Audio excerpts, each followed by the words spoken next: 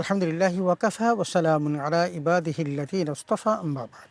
সুপ্রিয় দর্শক শ্রোতা, আসসালামু আলাইকুম ওয়া রাহমাতুল্লাহি ওয়া বারাকাতুহু। সময় সংবাদের নিয়মিত অনুষ্ঠান তাসাউফ থেকে আপনাদের সকলকে জানাচ্ছি আন্তরিক শুভেচ্ছা ও মোবারকবাদ। সুপ্রিয় শ্রোতা, আজ আমরা আলোচনা করব মজুদদারির কুফল সম্পর্কে।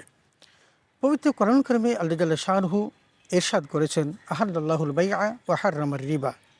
পবিত্র কোরআন কারিমের মাধ্যমে আল্লাহ তাআলা ব্যবসাকে হালাল করেছেন আর সুদকে করেছেন হারাম। সূরা বাকারা আয়াত 275। ব্যবসার মাধ্যমে সকল ধরনের বেচাকেনা হালাল হলেও কিছু কিছু ব্যবসা হারামও বটে। সব ধরনের ব্যবসা হালাল নয়, যেমন মজুদদারি ব্যবসা একেবারেই হারাম। এটা আল্লাহ জাল্লা শাআনুহু যেমনিভাবে পবিত্র কোরআন কারিমে হারাম ঘোষণা করেছেন, ঠিক তেমনিভাবে রাসূল আকরাম সাল্লাল্লাহু আলাইহি ওয়াসাল্লামের অসংখ্য হাদিস দ্বারাও এটা হারাম হিসেবে স্বীকৃতি লাভ করেছে। অতএব আমরা আজকের এই আলোচনাটিকে চারটি ভাগে বিন্যস্ত করেছি। প্রথমত, মজুদদারি কাকে বলে; দ্বিতীয়ত, মজুদদারের পরিণতি; তৃতীয়ত, দায়িত্বশীলদের করণীয়; এবং চতুর্থ, আসন্ন মাহে রমাদানে আমাদের করণীয়। আসুন, মজুদদারি কাকে বলে। মূল্য বৃদ্ধির উদ্দেশ্যে নিত্য প্রয়োজনীয় খাদ্যদ্রব্য আটকিয়ে রেখে অস্বাভাবিকভাবে মুনাফা হাসিল করাকে শরীয়তের পরিভাষায় ইহতিকার বা মজুদদারি বলে। ইমাম আবু ইউসুফ রাহিমাহুল্লাহ, যিনি ইমাম আবু হানিফার প্রধান শাগরেদ ছিলেন এবং তিনি বড় একজন ইমামও বটে, তিনি বলেছেন, কুল্লামা উদুর্রা বিল আম্মাতে হাবাসাহু ফাহুয়া ইহতিকার। তার এই ভাষ্য মতে, যেসব জিনিস আটকিয়ে বা মজুত রাখলে সর্বসাধারণের কষ্ট বা ক্ষতি হয় তাকে মজুদদারি বলে। ফাথুল করিম ফি সিয়াসেতিন নাবিয়্যিল আমিন, পৃষ্ঠা 135। মজুদদারির ফলে অর্থনৈতিক ভারসাম্য ক্ষুণ্ণ হয়। এই জন্য ইসলামী শরীয়তে একে নিষিদ্ধ ঘোষণা করা হয়েছে। রাসূল আকরাম সাল্লাল্লাহু আলাইহি ওয়াসাল্লাম মজুদদারকে পাপী ও অভিশপ্ত বলে অভিহিত করেছেন। রাসূল আকরাম সাল্লাল্লাহু আলাইহি ওয়াসাল্লাম ইরশাদ করেছেন, মান ইহতাকারা ফাহুয়া খাতিউন, অর্থাৎ পণ্যদ্রব্য আটক করে অধিক মূল্যে বিক্রয়কারী অবশ্যই পাপী। মুসলিম শরীফ। মজুদদারির পরিণতি। মজুদদারি কোনো ব্যবসা নয়, বরং এটি মানুষের প্রতি জুলুম, শোষণ ও নির্যাতন।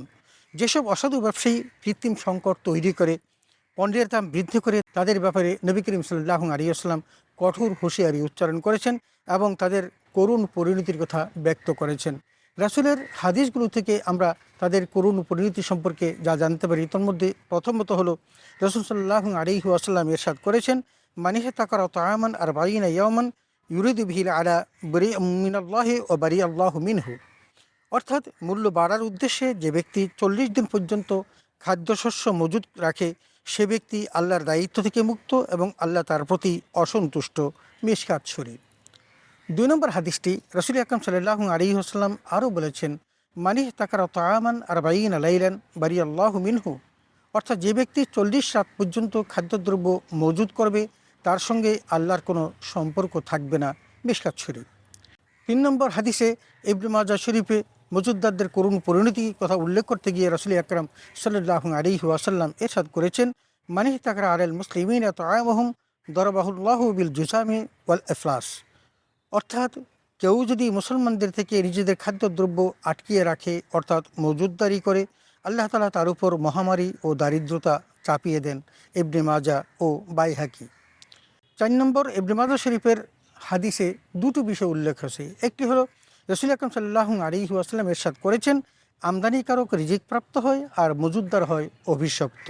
নবীজি সাল্লাল্লাহু আলাইহি ওয়াসাল্লাম আরও বলেছেন, বিভ্রান্ত লোকেরাই শুধু মজুদদারি করে। ইবনে মাজাহ। আমরা চারটি হাদিস দেখেছি এবং সেগুলোতে আমরা দেখেছি রাসূল আকরাম সাল্লাল্লাহু আলাইহি ওয়াসাল্লাম মজুদদারদের ব্যাপারে কঠোর বাণী উচ্চারণ করেছেন এবং তাদের করুণ পরিণতির কথা বলেছেন। এমনকি রাসূল সাল্লাল্লাহু আলাইহি ওয়াসাল্লাম তাদেরকে বিভ্রান্তকারী হিসেবেও অভিহিত করেছেন। শুধু তাই নয়, তাদেরকে বলেছেন যে তারা মহামারী এবং দারিদ্রতার মধ্যে নিপতিত হবে। দায়িত্বশীলদের করণীয়। হেদায়া গ্রন্থের ব্যাখ্যা করতে গিয়ে আল্লামা শাফিঈ রাহিমাহুল্লাহ বলেছেন যে, অসাধু ব্যবসায়ীদের পণ্য মজুদের কারণে যদি সর্বসাধারণের মধ্যে দুর্ভিক্ষের ক্ষতিকর প্রতিক্রিয়া দেখা দেয়, সেক্ষেত্রে বিচারকের উচিত সমন জারি করা। মজুদদার যদি হুকুম তামিল না করে, তাহলে বিচারক তার পণ্যগুলো সর্বসাধারণের মধ্যে ন্যায্য মূল্যে বিক্রি করে দিবে। যদি সর্বসাধারণের খাদ্য কেনার সামর্থ্য না থাকে, তবে দায়িত্বশীলগণ তাদের মাঝে তা বন্টন করে দিবে। পরে তাদের হাতে টাকা পয়সা আসলে আদালত তাদের কাছ থেকে টাকা উসুল করে দাতার নিকট পৌঁছে দিবে। হেদায়া 4th খণ্ড, পৃষ্ঠা 455। সুপ্রিয় শ্রোতা, দায়িত্বশীলদের যে করণীয় আমরা সেখানেও দেখতে পেলাম যে দায়িত্বশীলরা শুধু হাত গুটিয়ে বসে থাকলেই হবে না, তারা মজুদদারদের কাছ থেকে এই পণ্যগুলো বের করে এনে সাধারণ মানুষের মধ্যে বিলিয়ে দিবে।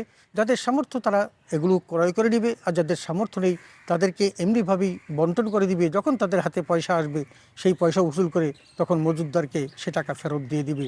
এই বিধানটা আমরা এখানে দেখতে পেয়েছি। আসন্ন মাহে রমজানে করণীয়। সুপ্রিয় শ্রোতা, আসন্ন মাহে রমাদান আমাদের কাছে উপস্থিত হতে যাচ্ছে। আমরা সকলেই জানি মাহে রমজান এমন একটি মাস যে মাসে আল্লাহ রাব্বুল আলামিন তার বান্দাদেরকে অল্প আমলের মাধ্যমে অনেক সওয়াবের ব্যবস্থা করে রেখেছেন। রাসূল আকরাম সাল্লাল্লাহু আলাইহি ওয়াসাল্লাম নিজেও বলেছেন, ইউদাইফুল হাসানাত বিআশরি আমসালিহা ইলা সাবআমিয়াতি দুফিন। বলছেন যে এই মাহে রমাদানের আমলের কারণে আল্লাহ তাআলা রাসূল আকরাম সাল্লাল্লাহু আলাইহি ওয়াসাল্লামের উম্মতদেরকে 10 থেকে 700 গুণ পর্যন্ত তিনি সওয়াব দিয়ে থাকেন। এবং সে কারণেই প্রত্যেকটি মুসলমান চায় এই মাসে সিয়াম পালন করতে, নিজে রোজা রাখতে এবং ইফতারের মধ্য দিয়ে সেটা সেলিব্রেট করতে এবং অন্যকে ইফতার করাতে। এক্ষেত্রে আমাদের করণীয়টা কী? আমাদের করণীয়টা হলো আমরা সকল ব্যবসায়ীদের এই কথা বলবো তারা যেন পণ্য মজুদ না রেখে এগুলো মানুষের জন্য উন্মুক্ত করে দেয় এবং এগুলো ক্রয় করার জন্য সহজলভ্য করে দেয়, যাতে করে অধিক মানুষ সিয়াম পালন করতে পারে, ইফতার করতে পারে এবং অন্যকে ইফতার করাতে পারে। এটা যদি আমরা করতে পারি তাহলে আমাদের মধ্যে সৌহার্দ্য সম্প্রীতি তৈরি হবে। আমরা মুসলিম উম্মার বৃহত্তর কল্যাণ সাধন করতে পারবো এবং সেই সাথে একটা সুষম সুন্দর সমাজ আমরা উপহার দিতে পারবো। সুপ্রিয় শ্রোতা, আমরা মজুদদারি যে কুফল সম্পর্কে জানলাম, এই সম্পর্কে আমরা স্পষ্ট একটা ব্যাখ্যা পেয়েছি, যেটা কোরআন আমাদেরকে বলেছে, হাদিসও বলেছে। ব্যবসার মাধ্যমে মানুষের উপার্জন শতভাগ হালাল, কিন্তু সেই উপার্জনের মধ্যে তখনই ঘাটতি দেখা দিবে যখন মানুষ সেই ব্যবসা সততার সাথে না করবে এবং অসততা সে মিশ্রিত করবে। তোর মধ্যে একটি হলো এই মজুদদারি। সুপ্রিয় শ্রোতা, আমরা এতক্ষণ পর্যন্ত যা কিছু আলোচনা করলাম, অতএব বোঝা গেল যে আল্লাহ জাল্লা শাহরু ব্যবসার মাধ্যমে আমাদের উপার্জনকে হালাল করেছেন ঠিক, কিন্তু এর মধ্যে যে কেউ যদি মজুদদারি করে তাহলে সেই মজুদদারির মধ্য দিয়ে উপার্জিত তার সম্পদটা হারাম হিসেবে পর্যবসিত হবে এবং সেই ব্যক্তি জাহান্নামী হিসাবে অভিহিত হবেন। দুনিয়ার জীবনে তার জন্য শাস্তি এবং পরকালীন জীবনে তার জন্য রয়েছে লাঞ্ছনা করা আযাব। অতএব আসুন আমরা সৎ ব্যবসায়ী হিসেবে নিজেকে প্রতিষ্ঠিত করি, মজুদদার পরিহার করি। আল্লাহ তাআলা আমাদের সকলকে আলোচনাটি বোঝার এবং তদনুযায়ী আমল করার তৌফিক দান করুন। আমিন। ওয়া আখিরু দাওয়ানা আলহামদুলিল্লাহি রাব্বিল আলামিন। আসসালামু আলাইকুম ওয়া রাহমাতুল্লাহি ওয়া বারাকাতুহু।